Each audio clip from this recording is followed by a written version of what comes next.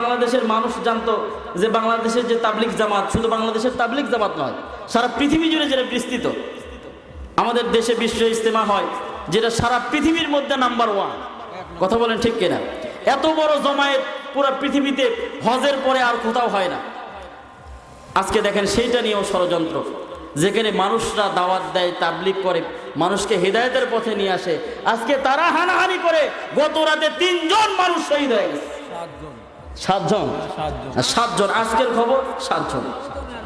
ঘুমন্ত মানুষের ওপরে দেখেন তাহাজ্জুদের ওয়াক্তের সময়, কালকে আমি মাহফিল করে কেবল ঘুমাতে যাব আর কি, প্রায় 3টার দিকে, তখন মোবাইলে ঢুকে দেখিয়ে খবর, হৃদয়ের ভিতরে রক্তক্ষরণ হলো।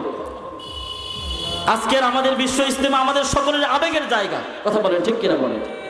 সারা পৃথিবীর মানুষ বিশ্ব ইজতেমাকে কেন্দ্র করে বাংলাদেশকে চেনে। আজকে সবটা জায়গায় স্বৈরাচার চলে গেলেও দোসররা কিন্তু বাংলার জমিন থেকে যায়নি। কথা বলেন ঠিক কিনা? এই জন্য সকল দিক থেকে আমাদের সহযোগিতা করতে হবে, সজাগ থাকতে হবে। বাংলার জমিনকে আমরা আর কারো কাছে বিক্রি করতে দেব না। কথা বলেন ঠিক কিনা বলেন? আগামীর জমিন কোরআনের জন্য আমাদের প্রচেষ্টা করতে হবে। কোরআন যদি সংবিধানে আমরা না নিয়ে আসতে পারি, কশ্চিনকালেও বাংলার জমিন থেকে স্বৈরাচারকে বিদায় করতে পারবো না।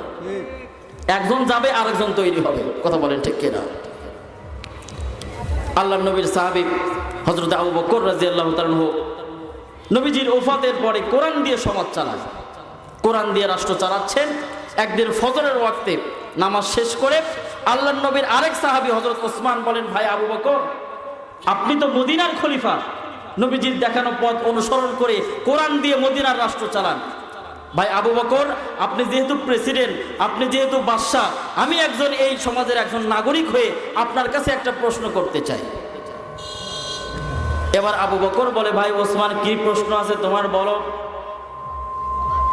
এবার ওসমান বলে, ভাই আবু বকর, নবীজি এই সমাজের ভিতরে সমাজটা পরিচালনা করেছেন কোরআন দিয়ে।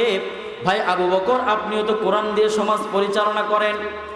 যে সমাজটা কোরআন দিয়ে পরিচালিত হয়, যে সমাজের রাষ্ট্রনীতি হয় কোরআনের আইন দ্বারা, ও ভাই আবু বকর, কোরআনের সমাজের ভিতরে, কোরআনের রাষ্ট্রের ভিতরে যদি কোনো একজন মহিলা না খেয়ে থাকে, কোনো একজন মহিলা যদি তার সেবা সহ্যতা থেকে, তার অধিকার থেকে বঞ্চিত হয়, না খেয়ে যদি কষ্ট পায়, তাহলে কি এটা কোরআনের ভিতরে, কোরআনের রাষ্ট্রের ভিতরে কি মানায়? এবার আবু বকর বলে, কোরআনের রাষ্ট্র হলো এমন, কোরআনের সংবিধান হলো এমন, আর কোরআনের সমাজ হলো এমন। শুধুমাত্র একজন মানুষ নয়, এই কোরআনের সমাজের ভিতরে, কোরআনের রাষ্ট্রের ভিতরে যদি মানুষ তো দূরে থাক, একটা বিড়ালও যদি না খেয়ে মারা যায়, একটা কুকুরও যদি অসুস্থতায় বিনা চিকিৎসায় মারা যায়।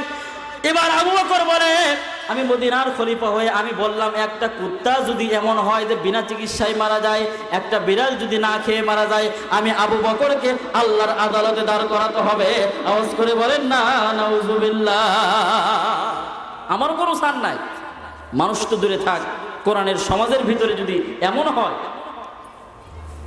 যে একটা বিড়াল না খেয়ে আছে, একটা কুকুর বিনা চিকিৎসায় মারা যাচ্ছে, তারও হিসাব আল্লাহর কাছে দিতে হবে।